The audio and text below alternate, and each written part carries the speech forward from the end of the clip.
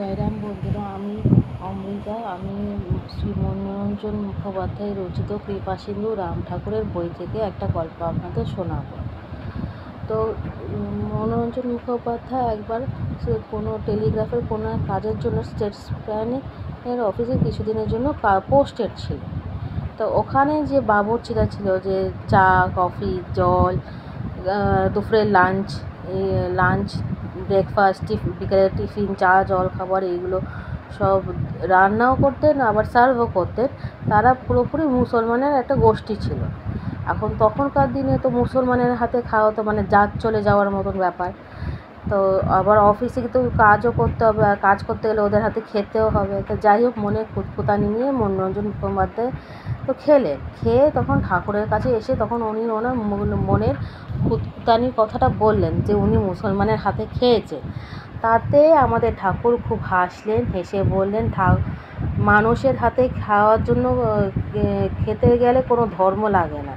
ধর্মটা মানুষকে মানে একটা নিয়মের মধ্যে, নিয়ম শৃঙ্খলার মধ্যে থাকার জন্য বানানো হয়। কিন্তু তা বলে কোনো ধর্ম যে খারাপ বা সেটা মানে ঘৃণা করা উচিত, তা কিন্তু নয়। নয়। ওনার এই চিন্তাধারার জন্য অনেক মুসলমানেরাও কিন্তু ওনাকে পছন্দ করতেন।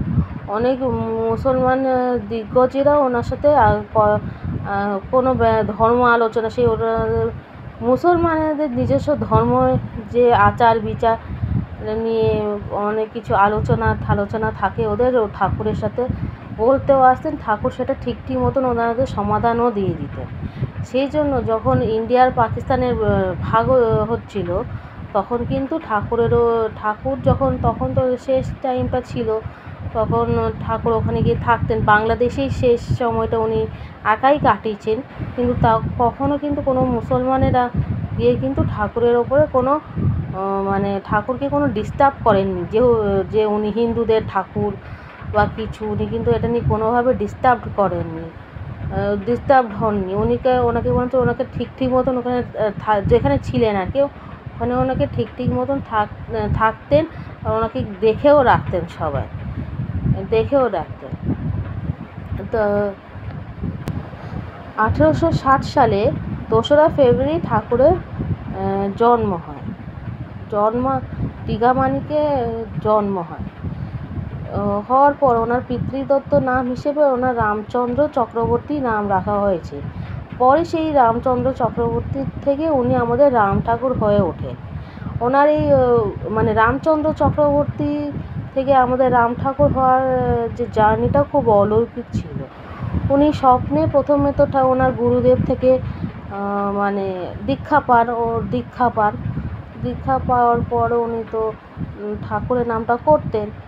পরে যখন উনি ওনার গুরুদেবের সাথে যখন অ্যাকচুয়ালি দেখা হয়, তখন উনি ঠাকুরের সাথে ওনার গুরুদেবের সাথে উনি ভ্রমণে বেরিয়ে যান আর কি। উনি অনেক জায়গায় যান, অনেক তীর্থস্থান ভ্রমণ করেন।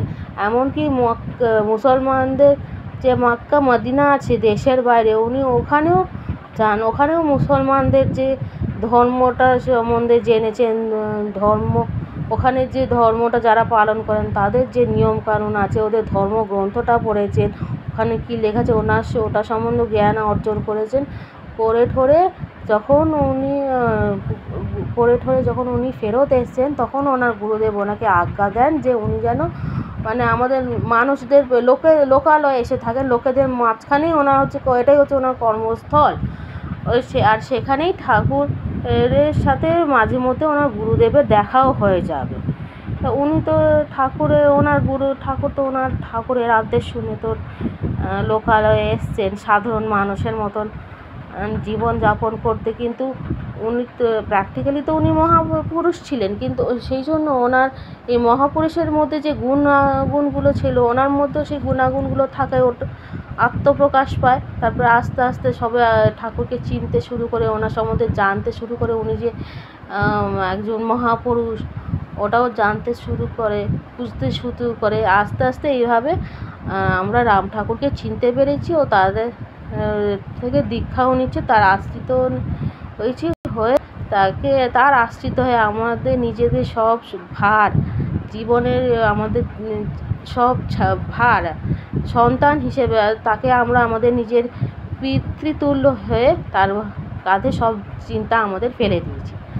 আজকের গল্পটা এইটুকুনি। আপনাদের যদি আমার এই প্রচেষ্টাটা ভালো লেগে থাকে তাহলে আমার এই ইউটিউব চ্যানেলটা লাইক, শেয়ার অ্যান্ড সাবস্ক্রাইব করে রাখবেন, নোটিফিকেশন বেল অন করে রাখবেন।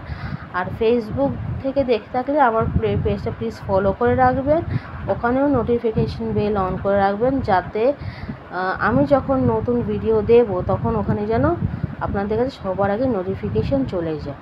আর আমার কোনো ভুল হয়ে থাকলে নিজ গুণে ক্ষমা করে দেবেন, আর কমেন্টস বক্সে বলবেন আমার কোথায় ভুল হয়েছে আর এটা আমি কীভাবে শুধরাবো। জয় রাম।